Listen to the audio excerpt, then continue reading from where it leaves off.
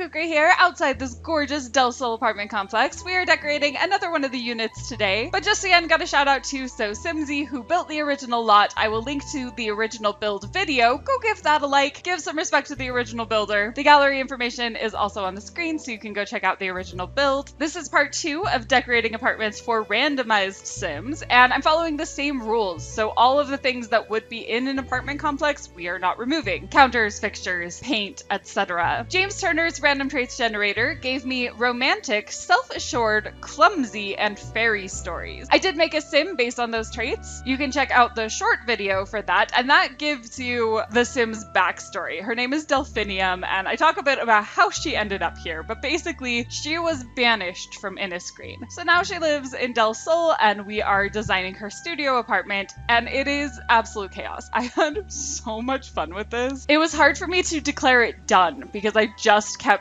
adding more stuff. It kind of reminds me of my Palia house, if you watch that video, where I just add stuff on top of stuff, and it's pure chaos clutter, which I kind of love. I don't know why I saw Delphinium as just absolute chaos. Something about the clumsy trait I just really leaned into, and she just is always like losing things. She's got stuff everywhere. She breaks things. At some point you'll see there's like broken pottery on the floor that she just never got around to cleaning up, but like, oops, she knocked a vase over. That's just her personality, and she just like embraces the chaos. Like, she never doubts herself no matter how much she messes things up, and I love that for her. When she was banished from Innisgreen, she had like nothing. I see it that fairies like don't use money. Clearly in The Sims they can have money, but they really don't need it. They don't need to eat. You can sleep outside or in like a community fairy house. It just seems like culturally it would make sense the fairies don't really use money, and so she comes into like the human world with nothing, but she just like doesn't even worry about it. Like, she can figure stuff out, and she meets the landlord of this apartment complex, who I am gonna make at some point. That's gonna be one of our randomized Sims. But she meets him, and he's got this really rundown apartment. This lot already had like scuffs on the walls and floors and stuff. Like, it looks absolutely chaotic, and the bathroom had like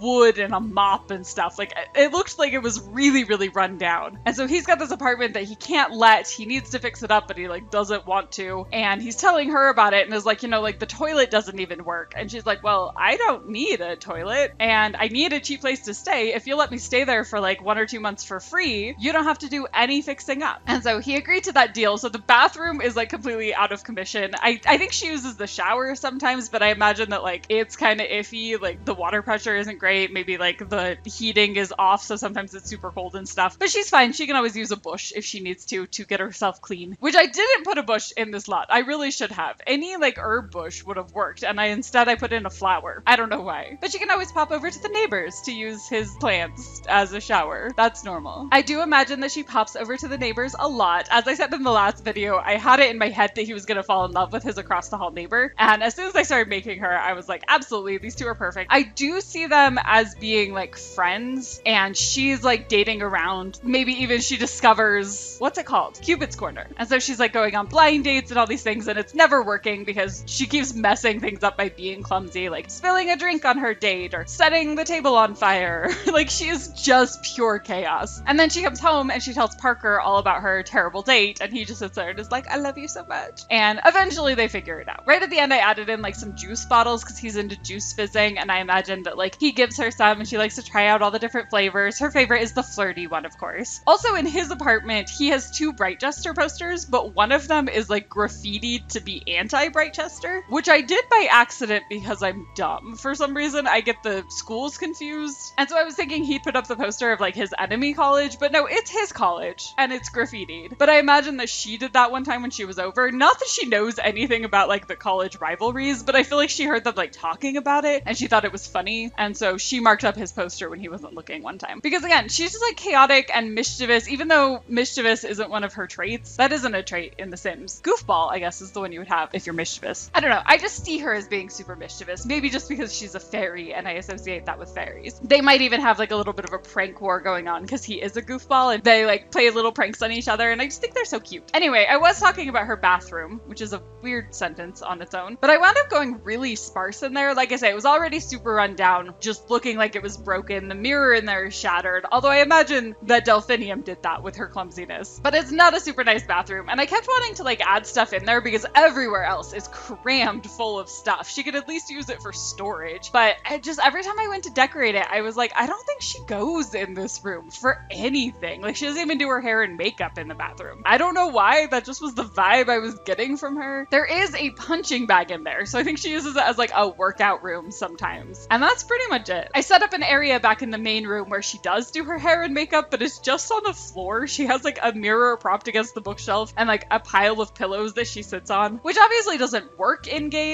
If it was real life, it would work, but also she would break that mirror immediately. I thought it was cute. I liked the setup. If I had tool mod in game, I would have tilted the mirror a little, but tool mod always gives me so many issues. Even though I love it, I'm not good at using it and it always breaks my game, so I never did put it in. And there were a few places I would have really liked to use it. I wanted to put some decals on the counters in the kitchen, but to do that, I would need to delete the walls. And by the time I thought of it, I had so many things in the apartment that every time I went to delete the walls, it would delete like 30 other things. And it just wasn't worth struggling with. So I didn't do that. The counters are super boring. Right at the beginning, I was setting up the kitchen like it was super normal. I had two like mismatched stools and I thought that was super cute. But then I remembered that fairies don't eat. So the kitchen isn't really for kitchening. I did scatter around some emotion potions because she can drink those to fill her needs. There is also like a cake on display because fairies can eat, they just don't have to. And I imagine she's really got a sweet tooth, so she likes to have cake sometimes. She's got like a hot cocoa tray and mugs everywhere, so she just like loves hot cocoa. And of course the juice from the neighbor. I wound up with the living room in like the center of the space, which I also did in the first apartment. Apparently I'm in my living room in the center era, but I thought the layout really worked in here. She's got like a crafting area, she's got her bed area, which has the dumbest shelves of all time. She has like bookshelves with other shelves attached, and that's where like her clothes hang and stuff, and I just can see that collapsing and just being a horrible idea, but I thought that was fun. She would have crazy ideas like that she thinks is gonna work, and then eventually it like collapses and she's just like,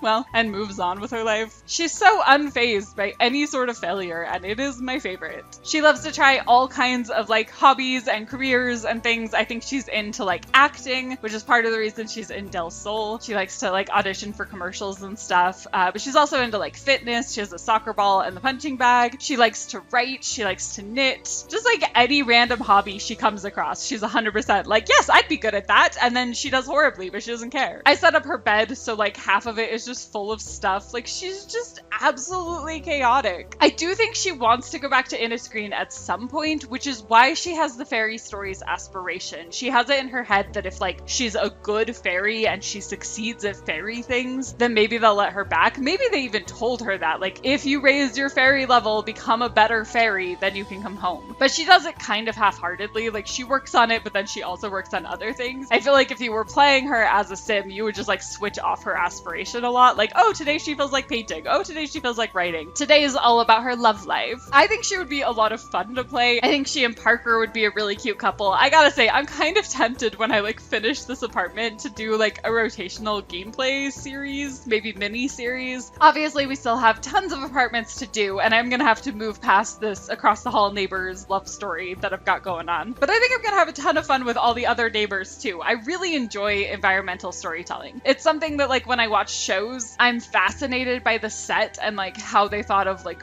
what the characters would have on display and what furniture setup they would have and stuff like that. Like, I think that would be a really fun job. So I'm looking forward to the rest of this series. I hope you're enjoying it too. Let me know your thoughts. Thank you for watching, and I'll see you next episode. Bye!